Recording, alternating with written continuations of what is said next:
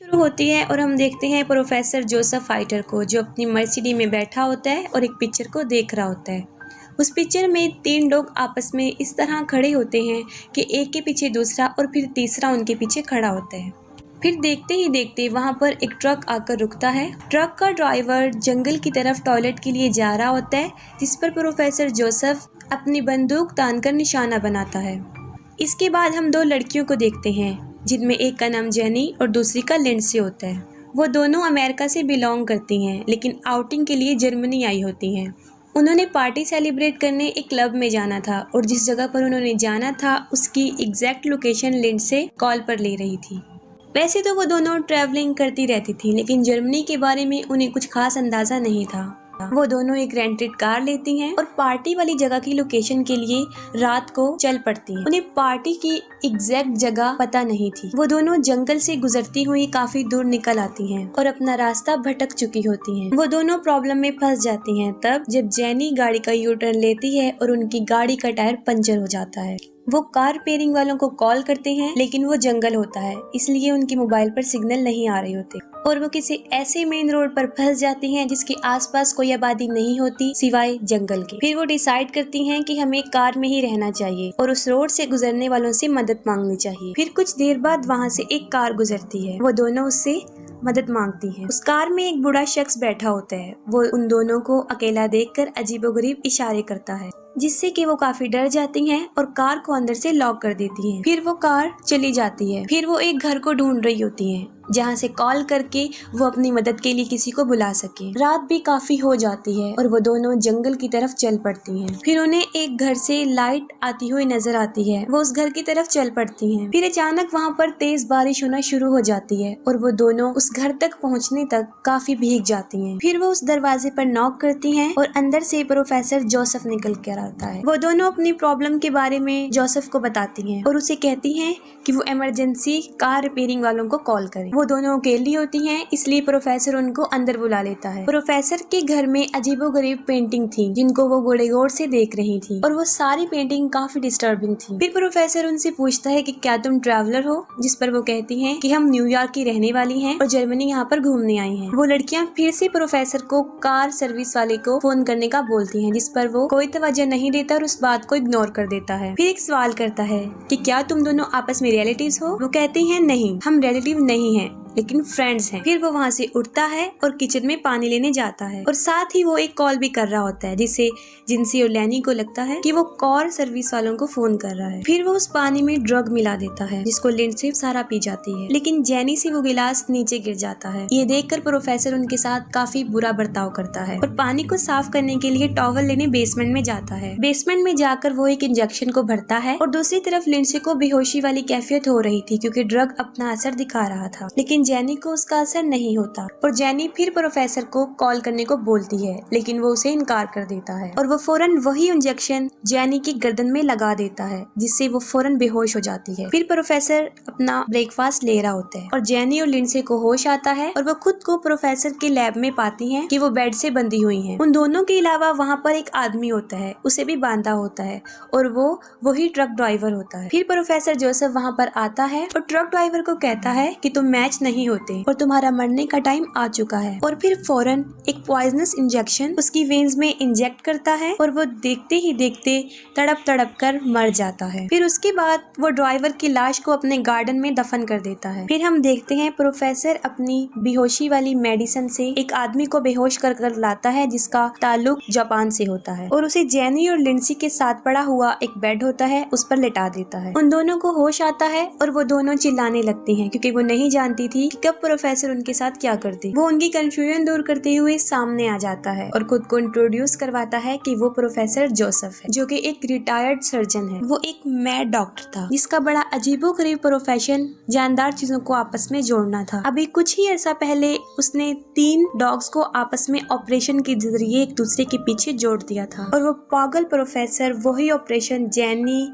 Lindsey और उस Japanese आदमी पर भी करने वाला था, क्योंकि उन तीनों के स्किन टिश्यूज आपस में मैच होते थे। फिर वो उन तीनों को ऑपरेशन के बारे में बता रहा होता है। वो कहता है कि सबसे पहले वो उनकी नी की लिगामेंट्स को खता देगा, जो कि हड्डियों को जोड़ने वाला एक बंधन होता है, उन्हें खत्म कर देगा, जिसकी वजह से वो खड़े नहीं हो सकेंगे।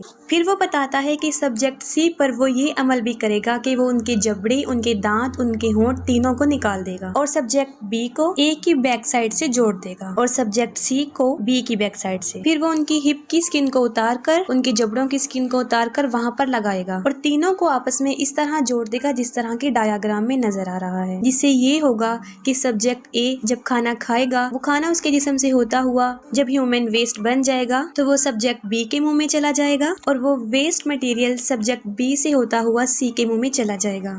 और जाहिर है ये अमल काफी चीप और काफी गंदा था, जो कोई नॉर्मल इंसान तो नहीं कर सकता, क्योंकि वो डॉक्टर पागल होता है और इस तरह के गंदे एक्सपेरिमेंट्स वो कर सकता था। और ह्यूमन बॉडीज पर ये उसका फर्स्ट एक्सपीरियंस होता है। सबसे पहले वो जापानीज आदमी को लेथार्जी इंजेक्शन देता है, जिसकी वजह से वो बेहोश हो जाता है। जैनी जोर जोर से चिल्ला रही होती है। प्रोफेसर उसकी तरफ आता है, उसको भी लेथार्जी इंजेक्शन लगाने लगता है।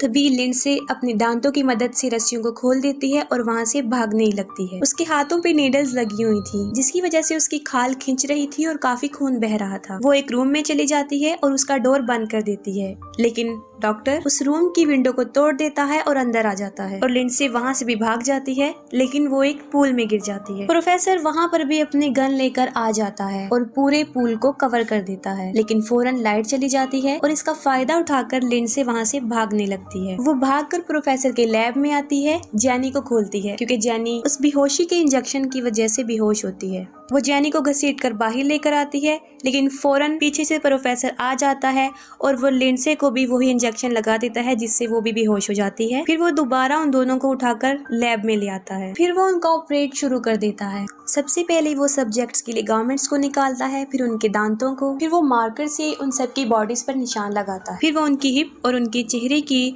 खाल को निकाल देता है और अंदर से मांस को भी निकाल देता है और वो काफी लंबा ऑपरेशन करता है। फिर कुछ दिनों बाद दिखाया जाता है प्रोफेसर ड्रिंक कर रहा होता है और उसके सामने उसी का बनाया हुआ ह्यूमन सेंटीपीड जमीन पर पड़ा होता है। उन तीनों के जख्म अभी ठीक से सही नहीं हुए होते और वो जबरदस्ती उन्हें खड़ा करने की कोशिश करता है। वो इस तरीके से जुड़े होते हैं। सबसे आगे वो जापानीज आदमी होता है, बीच में लिंडसे और सबसे आखिर में जैनी जो कि आखिर में थी और वो सेंटीपीड की टेल बन गई थी। वो लोग काफी तकलीफ महसूस कर रहे होते हैं, लेकिन प्रोफेसर उनको खड़ा करके उनकी पिक्चर बना रहा होता है। फिर वो उन तीनों को मिरर में दिखाता है और वो तीनों अपनी ये हालत देखकर मुसलसल रो रहे थे। वो उन्हें पिंजरे में रखता है और जानवरों जैसा सलूक करता है और काफी दिन तक ऐसा चलता रहा। और वो जापानीज को खाना ऐसे ही डालता है जैसे कुत्ते को देते हैं और वो उसके जबड़ों को फिर से तोड़ देता है। फिर हमें दिखाया जाता है कि प्रोफेसर उनके साथ बहुत बुरा सलूक कर रहा होता है और उनको लेकर बाहर खड़ा होता है। जापानीज आदमी को वॉशरूम जाने की जरूरत महसूस होती है और उसका सारा ह्यूमन वेस्ट लिंडसे के मुंह में चला जाता है और मजबूरन लिंडसे को उसे निगलना पड़ा और देखने और सोचने में ये काफी गंदी बात नजर आती है। फिर एक दिन प्रोफेसर उनका चेकअप करता है, जिससे उसे पता चलता है कि जापानीज आदमी तो सही है, लेकिन लिंडसे को कॉन्स्टिपेशन हो गया है, क्योंकि लिंडसे उस आदमी का वेस्ट मटेरियल डाइजेस्ट नहीं कर रही थी और साथ में जैनी, जिस तक कोई भी रिसोर्सेज ऑफ पावर नहीं पहुंच रही थी,